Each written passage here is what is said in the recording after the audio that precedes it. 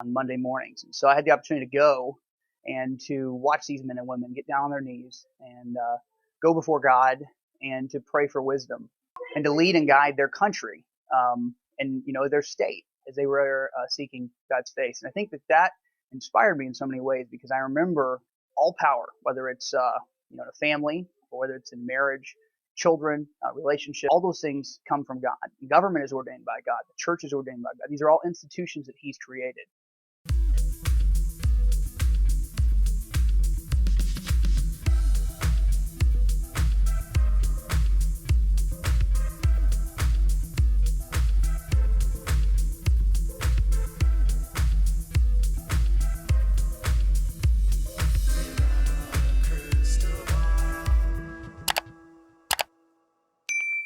Hey everyone, it's Katie from Without a Crystal Ball. Welcome back to my channel, to my story. Welcome back to my channel. I hope you're having a wonderful day. It's Tuesday, May 31st. I hope you're having a wonderful day. Just finished up our video on Anna. Now we're going to talk about Josh, because I had a source come forward to me over the weekend, actually Friday, who brought up some information about the investigation that I hadn't heard yet and was actually corroborated by some other people. So let's talk about why a source says that what we're seeing right now with Josh is just the tip of the iceberg, and they suspect there's going to be more to follow. Before we get into those details, do me a favor and give this video a thumbs up and subscribe to my channel if you've not yet subscribed. Also, make sure you turn those notifications on so you know when I go live and new content loads.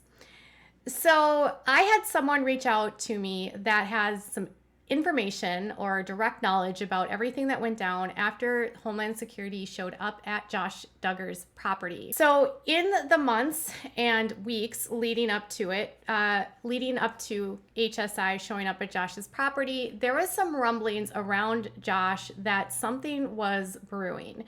There was people starting to ask questions. It seemed like there was some poking around happening, and some of the friends that were connected to Josh were starting to wonder if Josh was potentially going to be getting picked up by the IRS for tax evasion.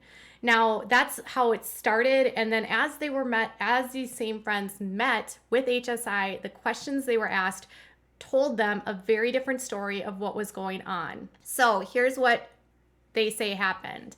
So according to the source I spoke to, after Josh Duggar's property was raided in 2019, multiple people around Josh, including friends of his and anyone that has loose affiliations to the car lot, was questioned by HSI. Throughout that process, multiple people were requested by HSI to provide documents to them to prove where they were on different dates and different times. The source said that the investigation seemed like they were looking at more than just one specific window of time. So while the indictment included 3 days in May, they said that their friends were asked for documents for a time frame in February. There was also another time frame that they wanted for October, and there was like various months throughout the process that they were asked for proof from HSI, whether they were at the car lot or whether they had ties to the car lot. So this led people to believe that it was multiple instances that all of this happened and not just an isolated few days in May. So once people started providing information to the feds, they said it became more clear that the scope of this was related to Josh downloading content online, but there was also a considerable interest by HSI to these people about Josh potentially producing content as well.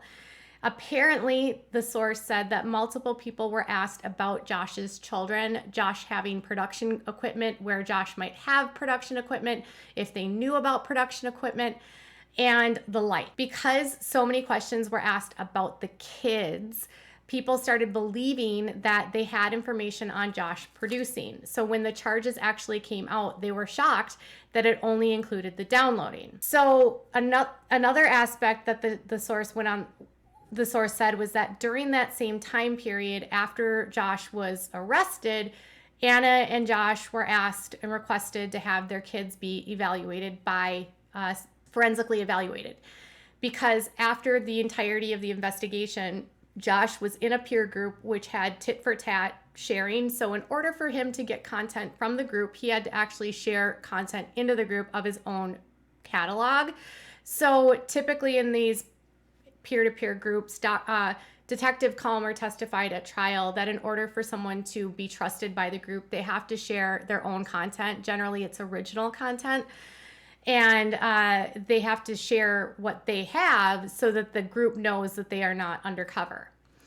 So because of that, there was reason to believe that Josh was producing, though at the point of the indictment, they didn't have, obviously, the proof to prove that. But once the arrest happened, Anna and Josh denied denied forensics evaluation of the kids. And apparently the source told me that to this day, Anna refuses to cooperate with authorities when it comes to the kids, which has led the source to believe that something could have happened to his kids that Anna doesn't want them to know about, or she's being directed by Josh not to allow them to be seen. Now, the source was speaking specifically about what they knew, not about any court orders, and nor did they have access to any court information that could be happening that we don't know about. So if the court has ordered an exam of the kids, if the court has done that at this point, that the source did not know. They could only speak to what they knew about, which was that at the time of the arrest, Anna declined the interview, which they had stated at the bond hearing, as well as her not cooperating ongoing about the kids. So the source also noted that a lot of people were like really irritated by Anna during the bond because she basically dumped off the kids at Josh Duggar's parents' house and moved in with Josh and LeCount and Maria Reber. So we had talked for months about Anna doing this, but we never had confirmation. I mean, we knew from people that she was doing this, but to have another person come forward and say, yes, Anna did this, the kids were with the Duggars, Anna was not watching them. More and more people suspect, and this source said, that Anna would pick Josh over her kids if it came down to it. So because of the way that the questions were asked, because there were so many questions about the kids, the source said that there's significant belief around the people that don't believe that Josh is guilty, that don't believe that Josh was set up. So the camp of people that are surrounding the Duggars that believe that Josh is guilty, some of those people, the source said, believe that there could be more investigations to come if they are not already ongoing related to Josh. They believe, and they stated that there was a photograph taken of Josh's hands. And the reason why Josh apparently objected to that was because they think that Josh's hands, due to a scar that was on his hands, will be used in the future if content is found online and they find his hands. So it's a common tactic used by forensics if there's hand scars, that's actually how they can identify perps in these kinds of cases. So the hands of Josh could potentially come back and bite him in the future. The source also said that they wouldn't rule out the possibility that there could be additional charges because of the way that the charges were dropped by the judge. So the judge dropped count 1 of possession. He was basically sentenced on the downloading component because it carried a higher sentence. The judge dismissed the count related to possession because he could recharge it because it was dismissed without prejudice. The person I spoke to with knowledge about what people were asked and how they worked through this investigation said they think that in the future, if necessary, if they can actually find evidence that he was producing, Josh could be charged again. In fact, their belief was that because they had enough on Josh to get him convicted on those 3 days, there could have been other days that Josh was downloading content at the car lot, but they couldn't pin him as the only one there. So there was other days that things could have happened, but because there was employees at the car lot or he wasn't alone, they think that those 3 days became the focus because they could prove those 3 days beyond a reasonable doubt. With that said, because they know that the photograph of the hands were taken, that one of the charges was dismissed without prejudice, they do think that eventually there could be more charges for Josh.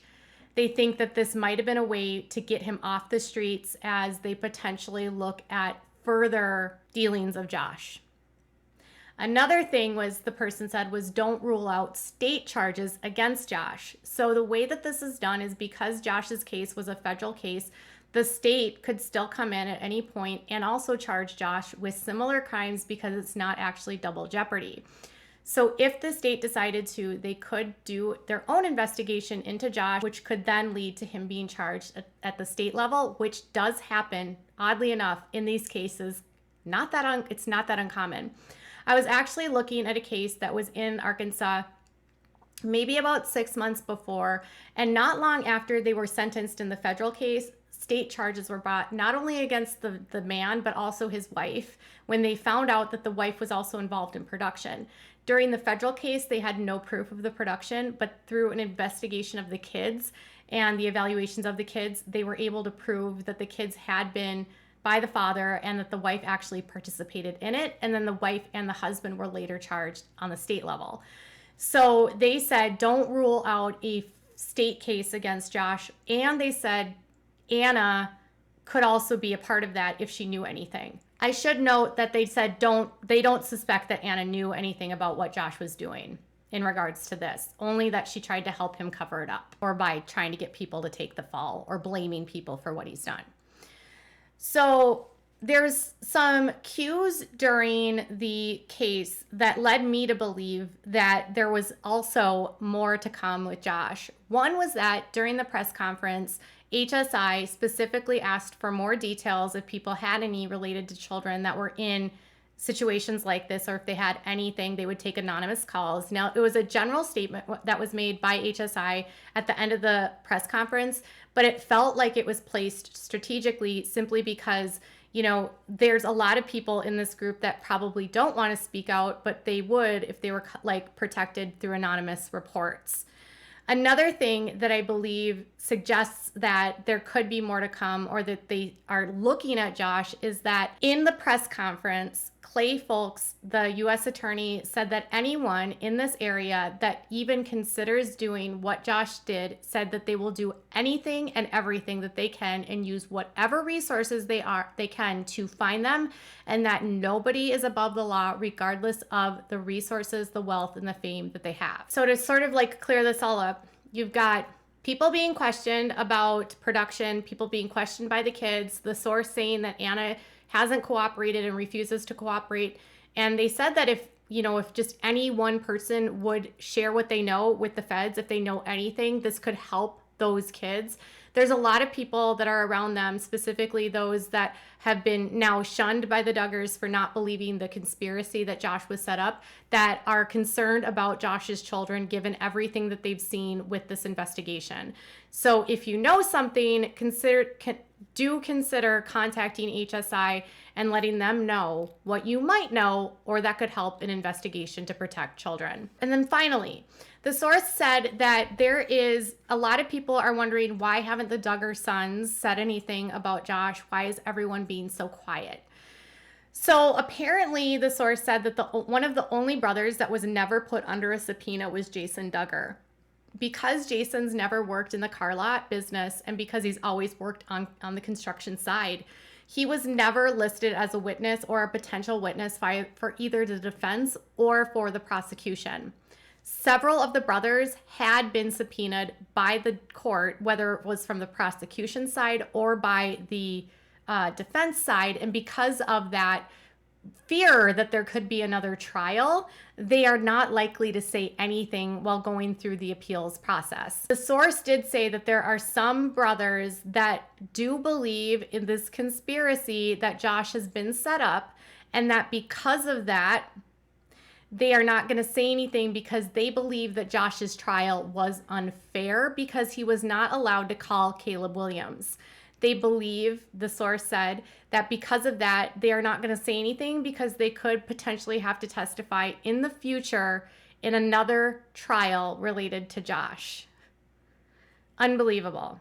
Some of them could also just be staying silent because they don't want to get involved in the situation, but some of them simply don't want to risk anything that they say publicly to be used against them if they were to go take the stand against Josh or for Josh in the future. So Jason risks nothing by speaking out against the family or this conspiracy because he was never going to be a witness.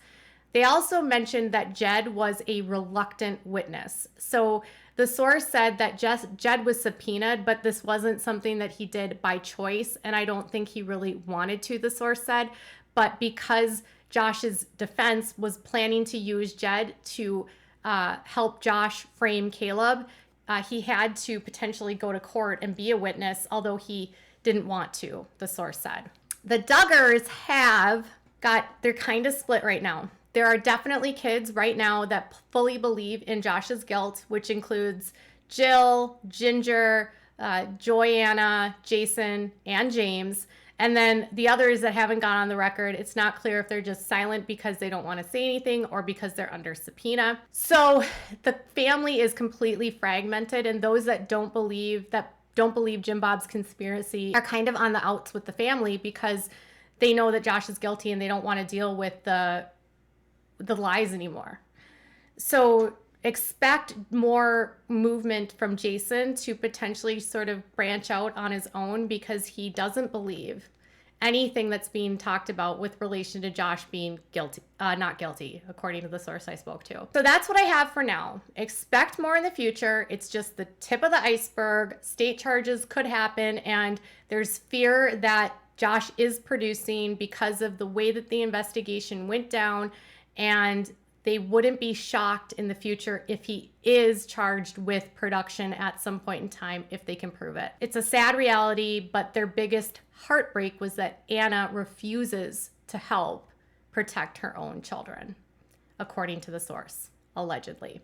What are your thoughts? Tell me in the comments below. Bye, guys.